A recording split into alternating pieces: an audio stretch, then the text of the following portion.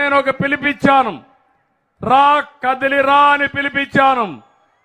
ఇది నా కోసరం కాదు, మీరు గుర్తుపెట్టుకోవాలి. దగాబడ్డ ఆంధ్రప్రదేశ్ రాష్ట్రం కోసరం, ఒక రైతు కోసరం, ఒక కూలీ కోసరం, ఒక నిరుద్యోగి కోసరం రాష్ట్రమంతా కదిలి రావాలని పిలిపించాను. మీరు ఆ పిలుపుని అందుకుని ఈరోజు నాకు పవన్ కళ్యాణ్ గారికో రేపు రాబోయే రోజుల్లో ఉద్యోగాల కోసం కాదని మరొకసారి స్పష్టం చేస్తున్నా. ఈ రాష్ట్రాన్ని కాపాడుకోవడం మనందరి బాధ్యత, అవునా కాదా అని మిమ్మల్ని అడుగుతున్నా. ఈరోజు ఒక విషయం మీరు చూస్తే, రైతున్నాడు, ఉదాహరణకి నేను ఒకటి ఉండే చెప్తున్నా, అన్ని చెప్పడానికి కూడా టైం లేదు. రైతులున్నారు. ఇక్కడ రైతులు చూస్తే హార్టికల్చర్ రైతు రోడ్డున పడ్డాడు, అక్వా రైతు నిండా మునిగాడు, ధాన్యం రైతు దగాగా పడ్డాడు.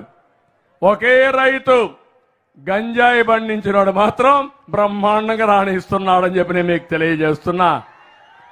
మండపేటలో గంజాయికి డిమాండ్ ఉంది, అవునా కాదా?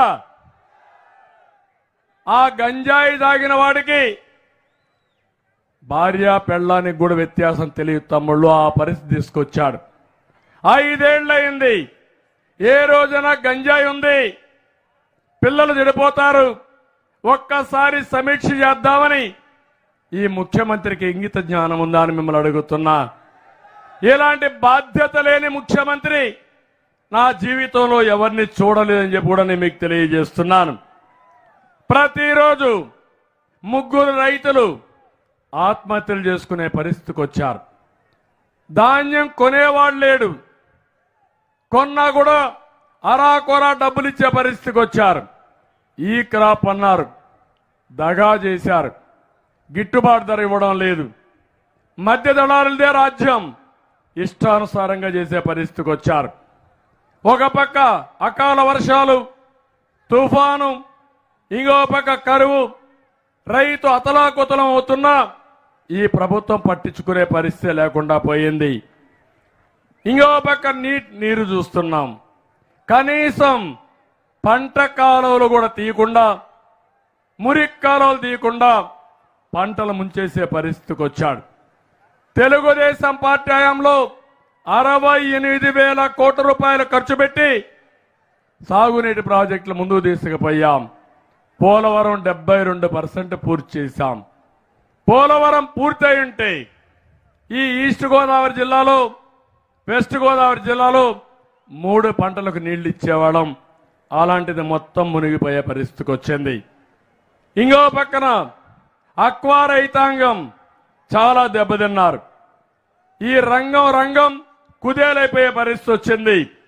తెలుగుదేశం పార్టీ హయాంలో అక్వా రంగం భారతదేశంలో ఆంధ్రప్రదేశ్ మొదటి స్థానంలో ఉంటే ఈరోజు ఆ రైతాంగం చితికిపోయే పరిస్థితికి వచ్చారు.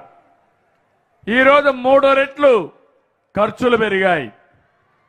ఫీడ్ కానీ, మందులు కానీ, కరెంటు బిల్లు కానీ, సెస్ కానీ, ఇవన్నీ పెరిగిపోయి చాలా వరకు మునిగిపోయే పరిస్థితికి వచ్చారు.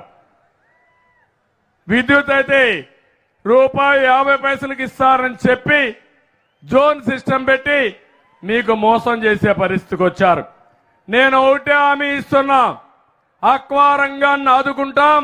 ₹50 యూనిట్కి మీకు కరెంట్ ఇచ్చే బాధ్యత తెలుగుదేశం పార్టీ తీసుకుంటాం. ముందుకు పోతామని చెప్పి కూడా నేను మీకు తెలియజేస్తున్నా. రైతు పరిస్థితి ఈ విధంగా ఉంటే సామాన్య ప్రజానీకం, నేను అడుగుతున్నా, ఈరోజు బాధుడు. ఏ ఒక్క వ్యక్తి అయినా సరే ఈ పన్నులు భరించే పరిస్థితిలో ఉన్నారా అని మిమ్మల్ని అడుగుతున్నా. తెలుగుదేశం పార్టీ హయాంలో ₹200 ఉండే పింఛన్ని 10 రెట్లు